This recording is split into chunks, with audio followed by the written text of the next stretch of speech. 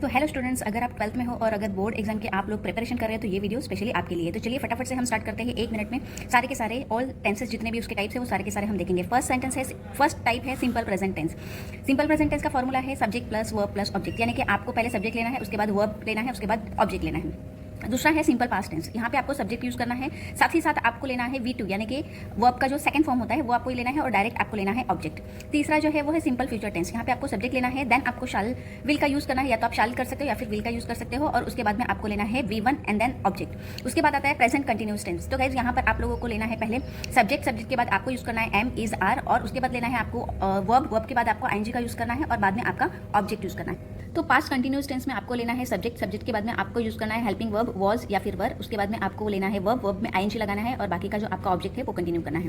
Then है future continuous tense. तो यहाँ पर आपको पहले लेना है सब्जेक्ट, सब्जेक्ट के बाद में आपको यहाँ पर यूज करना है शाल या फिर विल, और यहाँ पर आपको बी का यूज करना है। बी के बाद में आप वर्ब लेंगे, वर्ब को ING लगाएंगे एंड देन ऑब्जेक्ट। उसके बाद आता है present perfect tense. Perfect tense यानी कि जो भी आप कृति कर रहे हो वो कंप्लीट हो चुकी है। यहाँ पे आपको लेना है सब्जेक्ट, सब्जेक्ट के बाद में आपको यूज करना है हैव या फिर हैज, हैज के बाद में आपको यहाँ पे जो वर्ब रहेगा वर्ब का आपको तीसरा फॉर्म यहाँ पे यूज करना है, यानी कि V3 आपको यहाँ पे यूज करना है, एंड देन आपको ऑब्जेक्ट यूज करना है। नेक्स्ट है past perfect tense. Past perfect tense में आपको लेना है पहले सब्जेक्ट, सब्जेक्ट के बाद में आपको यूज करना है हैड, हैड के बाद में आपको यहाँ पे V3 यूज करना है, यानी कि जो भी वर्ब है उसका तीसरा फॉर्म यूज करना है, एंड देन आपको यहाँ पे ऑब्जेक्ट का यूज करना है।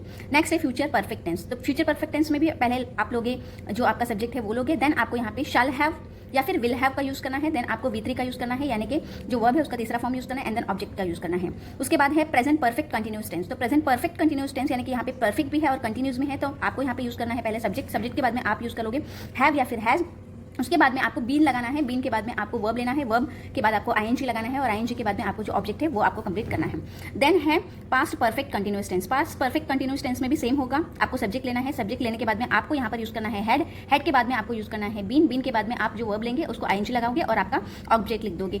देन आपको टाइप है वो है फ्यूचर परफेक्ट कंटिन्यूअस टेंस। तो यहाँ पर आपको पहले सब्जेक्ट लेना है, सब्जेक्ट के बाद में आपको यहाँ पे शैल हैव बीन का यूज करना है या फिर विल हैव बीन का यूज करना है, देन आपको यहाँ पर जो भी वर्ब है उसको ING लगाना है, और उसके बाद में आपको ऑब्जेक्ट यूज करना है।